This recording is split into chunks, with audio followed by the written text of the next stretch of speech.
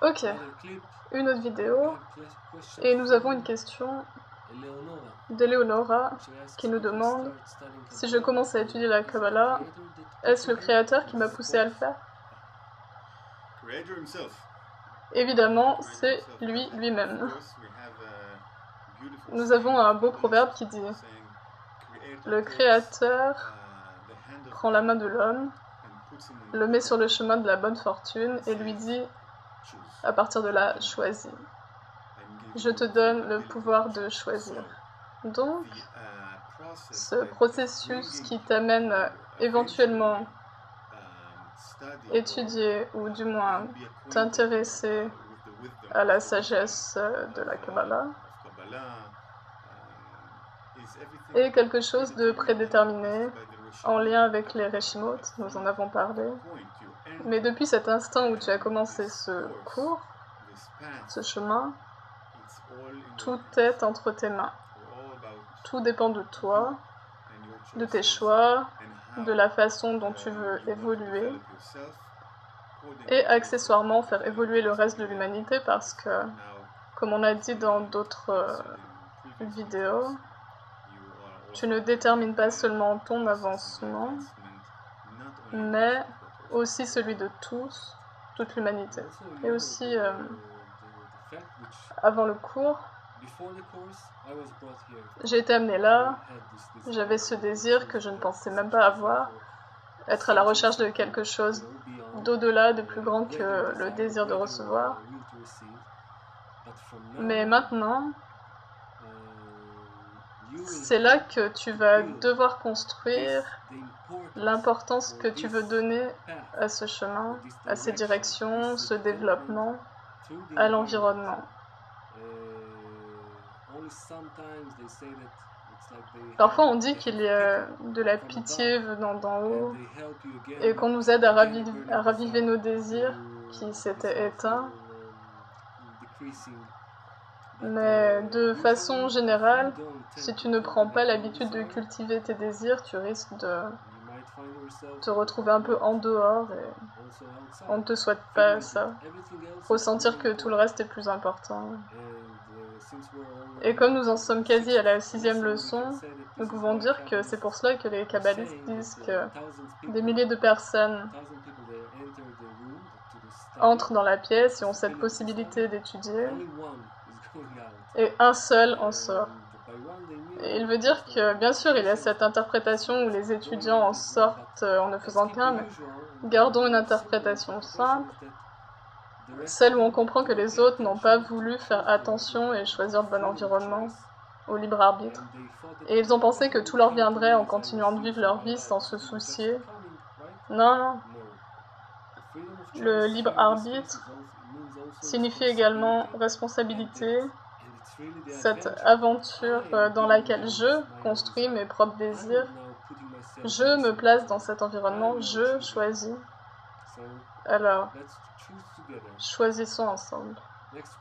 Question suivante. Franck d'Argentine.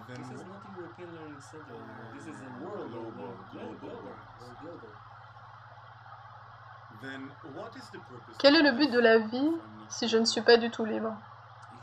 Si tu n'es pas libre du tout, il n'y a pas de but à la vie. Tu bois de la bière, tu essayes de gagner au loto, tu regardes Big Brother. Voilà, tu passerais ta vie à faire ça sans libre arbitre. Et on le voit bien dans le monde, la façon dont les gens souffrent. Et vraiment, c'est tout le travail des kabbalistes, de donner aux gens, de leur montrer le chemin où puis-je choisir, où puis-je développer, qu'est-ce qui est bien ou mal, quel est le but de la vie, comment atteindre la connexion. C'est vraiment la responsabilité qu'ont les kabbalistes envers le monde. Question suivante. Rudy de Paris. Est-ce que le libre arbitre réside dans le fait de ne pas nous laisser aller à nos désirs, mais de prendre la décision, de prendre le mal à l'intérieur de nous et de travailler là-dessus afin d'atteindre Boré? Question avancée.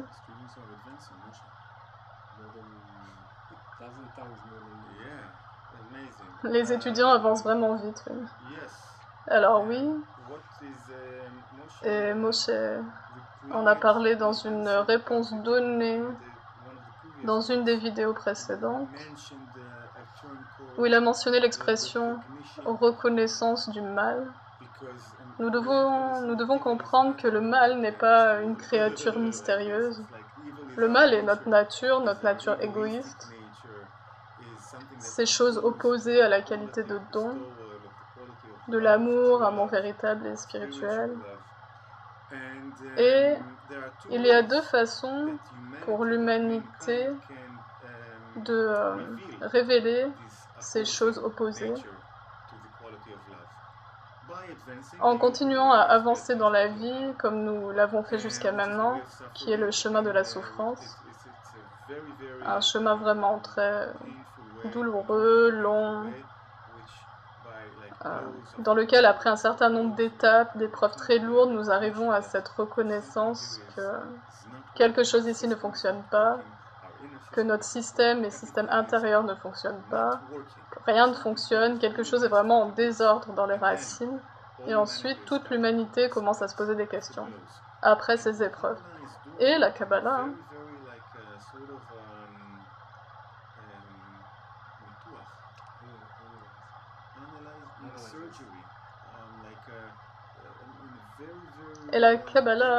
d'une façon très délicate ou subtile, amène l'homme à révéler sa nature profonde, de façon à ce qu'il n'ait pas à aller dans ces schémas de souffrance.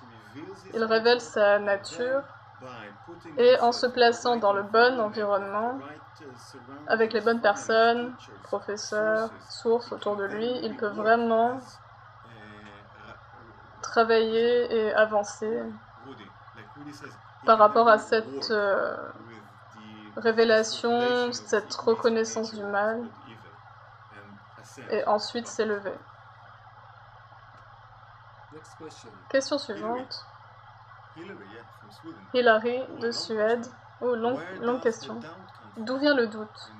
Et d'où vient la souffrance?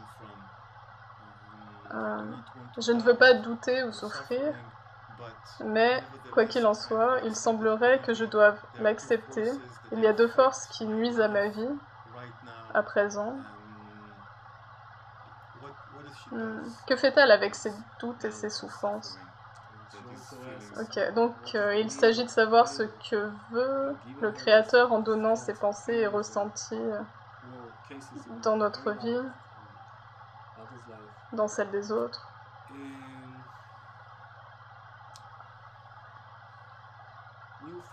Vous devez d'abord savoir, et c'est quelque chose qui libère vraiment, que tout ce qui nous arrive n'est pas de notre faute.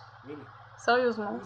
Qui peut dire que la souffrance ou les doutes viennent de nous? J'ai envie de souffrir? Non. J'ai envie d'avoir des doutes? Non. Qui m'envoie ça? Qui est le producteur qui m'envoie toutes ces productions? Ou bien ces films avec ces images de doute, de souffrance, de joie, de souffrance? Qui? D'où ça vient? Pas de nous, n'est-ce pas? Le premier discernement que nous pouvons faire est de dire « Ok, ça provient de quelque chose qui vient avant nous, avant mon désir et la reconnaissance de cela. » Les kabbalistes l'appellent le niveau supérieur, le créateur, donc peu importe comment vous voulez l'appeler, jusqu'à ce que vous le perceviez. Même si j'ai fait quelque chose de mal ou de brutal dans le passé, je ne peux pas regarder en arrière et me dire « Ok, c'est moi, c'est de ma faute. » Non, non. C'est le Créateur et qu'est-ce qu'il veut? Donc on en revient à la première chose que nous avons dite dans le cours, la définition de la sagesse de la Kabbalah, qui est une séquence de fruits, de lois, de causes, de conséquences, et tout ce mix de racines, de causes, de conséquences, de branches, tout ça sert pour un seul et unique but, la révélation du Créateur, que l'on va devenir comme lui. Nous devons juste savoir comment travailler avec tous les cas de figure qui peuvent nous arriver dans notre vie, dans celle des autres. Et comme Rav Lightman nous enseigne, rien n'arrive au hasard. Tout arrive, et tout est vraiment prévu pour nous, pour que nous ayons quelque chose à travailler, nous avons quelque chose à gérer.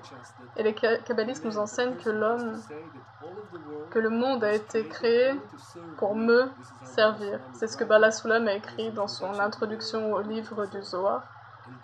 Et c'est ce que nous devons comprendre. Rien n'est mauvais, rien n'est souffrance, mais que faire avec ces émotions, avec ces doutes? Comment puis-je les contrôler? Ce que nous devons vraiment faire est de d'abord nous placer dans le bon environnement. Sans cela, si je reste dans l'environnement habituel, je vais toujours avoir ces pensées, ces souffrances. Je vais m'acheter quelque chose de nouveau, aller à Ikea, je ne sais pas, construire quelque chose juste pour tenter d'oublier cette souffrance. Mais là, non, nous voulons comprendre les raisons, savoir d'où ça vient, qu'est-ce que je dois faire avec. Et quand on se place dans le bon environnement, ces souffrances, qui étaient des souffrances, ces doutes, qui étaient des doutes, deviennent plus doux. Je comprends pourquoi je les reçois, ce que je dois faire avec, et leur relation avec mon avancement, mon chemin, et je ne ressens plus de souffrance du tout.